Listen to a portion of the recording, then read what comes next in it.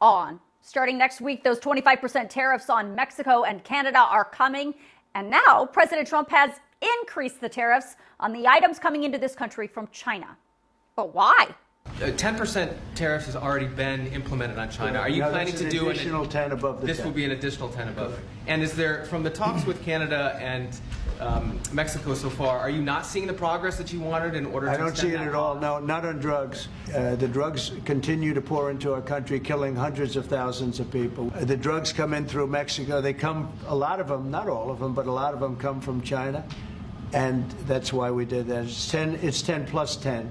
That was the president in the Oval Office this afternoon taking reporter questions. But actually, Trump initially made the tariff announcement on his social media platform in this post this morning. He said the 25% tariffs on Mexico and Canada would start on March 4th. Now, so you know, Trump already put 10% tariffs on imports from China a few weeks ago, but he says that additional 10% tariff on Chinese goods would be added next Tuesday as well. But he is not stopping with China, Mexico, and Canada. Trump says all countries, including the countries our allies in the European Union, will be facing reciprocal tariffs starting on April 2nd. He, by the way, said that while the British Prime Minister was sitting right next to him in the Oval Office. The United States has been taken advantage of by many, many different countries, including our friends, friend and foe.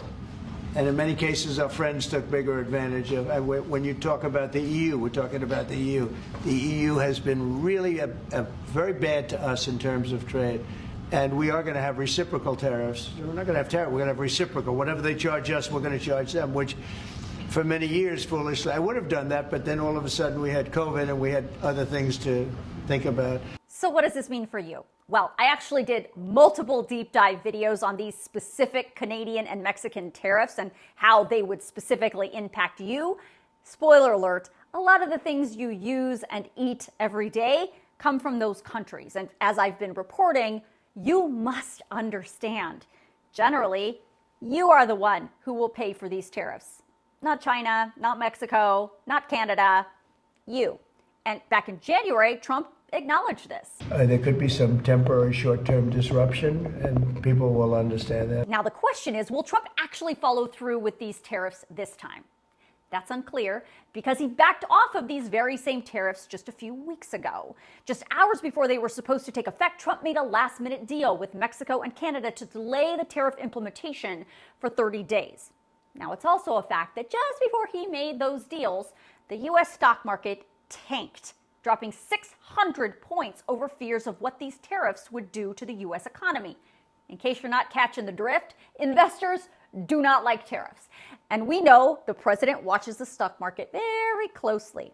Now, whether that had anything to do with his decision to make the deal with Canada and Mexico is unclear. But it is a fact that shortly after that stock market tank, the White House announced those short-term deals. So, is Trump going to follow through this time or not? At this moment, it appears like, yeah, he is going to follow through with those tariffs next Tuesday. But as always, anything could happen between now and then.